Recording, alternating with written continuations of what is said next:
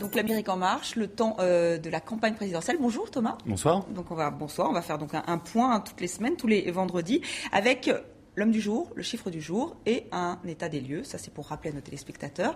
Voilà cette chronique. Donc, on commence avec l'homme de la semaine et c'est lié vraiment à cette vaste campagne anti-américaine, liée à cette vidéo islamophobe. On en a parlé au début de ce journal. Oui, alors l'homme du jour que j'ai choisi, parce qu'il a un rôle important dans la campagne américaine cette semaine, c'est Chris Stevens, l'ambassadeur américain en Libye, qui a été, on voit à l'image, qui est mort effectivement il y a 2 jours, à la suite de l'arrivée d'insurgés au consulat de Benghazi.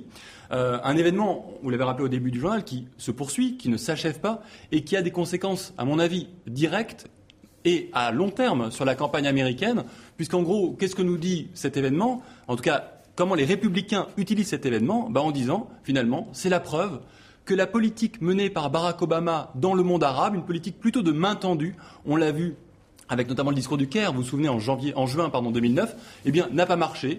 Obama ne serait donc pas un véritable leader fort. La preuve en est, on est attaqué. Alors que pour les Républicains, Romney et Ryan ne cessent de le répéter. Il y a eu des cafouillages au début, mais c'est en train de devenir un discours qui est de mieux en mieux huilé. C'est de dire nous sommes attaqués parce que nous sommes faibles. Et pourquoi nous sommes faibles ? Parce que nous avons à la tête un homme faible, Barack Obama. Il faut donc le battre pour que l'Amérique soit à nouveau en sécurité. Donc c'est une semaine difficile, à mon avis, pour Barack Obama, qui va devoir gérer la suite des événements. Et on va vraiment suivre ça avec beaucoup d'attention. Alors le chiffre de la semaine, à présent, là on change radicalement de domaine. Oui, on passe en politique intérieure, 25 000. 25 000, c'est le chiffre de la semaine. Comme on le voit sur l'image, 25 000 professeurs en grève à Chicago. Chicago, c'est pas n'importe quelle ville, c'est la ville historique de Barack Obama. Le maire de Chicago, c'est Rahm Emanuel, qui était le secrétaire général de la Maison-Blanche sous Barack Obama au début, en 2008 et 2009. Cette grève, en fait, c'est quoi ? C'est des professeurs qui se mettent en grève parce qu'ils considèrent que rallonger l'année scolaire, moins les payer, ou en tout cas les payer au mérite, c'est inacceptable. Ça a des conséquences sur la campagne aussi. On n'en parle pas beaucoup ailleurs qu'aux États-Unis, mais ça dit une chose, et les Républicains s'en servent également. Ça dit que même les syndicats, même les professeurs, sont hostiles à Barack Obama. Ça va être difficile. On est vraiment chez Barack Obama, à Chicago. Et puis Rahm Emanuel, le maire, n'a pas le temps de faire une chose dans laquelle il excelle pourtant, c'est de ramener des fonds pour la campagne d'Obama. Donc c'est un moment difficile aussi à Chicago.